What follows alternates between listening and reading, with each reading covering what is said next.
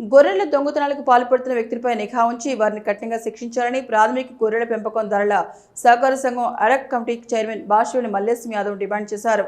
కాసింపేట గ్రామానికి చెందిన గొర్రెల కాపరి నందవేని నాగరాజు యాదవ్కు చెందిన గొర్రెను దుండుగులు ఎత్తుకెళ్లారు. ఈ విషయం తెలుసుకున్న మల్లేశం యాదవ్ అఖిల భారత యాదవ్ సంఘం జిల్లా అధ్యక్షుడు నాగరపి సత్యనారాయణ యాదవ్ మరియు కాలువ సురేష్ యాదవ్ కలిసి నాగరాజును ఆయన గొర్రెల మెప్పే స్థలం వద్దకు వెళ్లి పరామర్శించారు.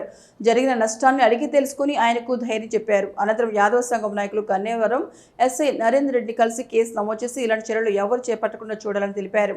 ఈ సందర్భంగా వారు మాట్లాడుతూ మండలంలో పశువుల దొంగతనాలు జరగకుండా నిఘా పెంచాలని కోరారు. నిందితులపై కఠిన చర్యలు తీసుకోవడం ద్వారా ఇతరులకు భయం కలగాలని అన్నారు. ఈ కార్యక్రమంలో యాదవ్ సంఘం మండల అధ్యక్షులు సందవేని ప్రశాంత్ యాదవ్, కాసింపేట గ్రామ ప్రాథమిక గొర్రెల పెంపకందారుల సంఘం అధ్యక్షుడు వజ్జా ఎల్లయ్య యాదవ్, మాజీ అధ్యక్షుడు నాగయ్య, ఐలయ్య, సహకార సంఘం నాయకులు మరియు ఇతర సభ్యులు పెద్ద సంఖ్యలో పాల్గొన్నారు.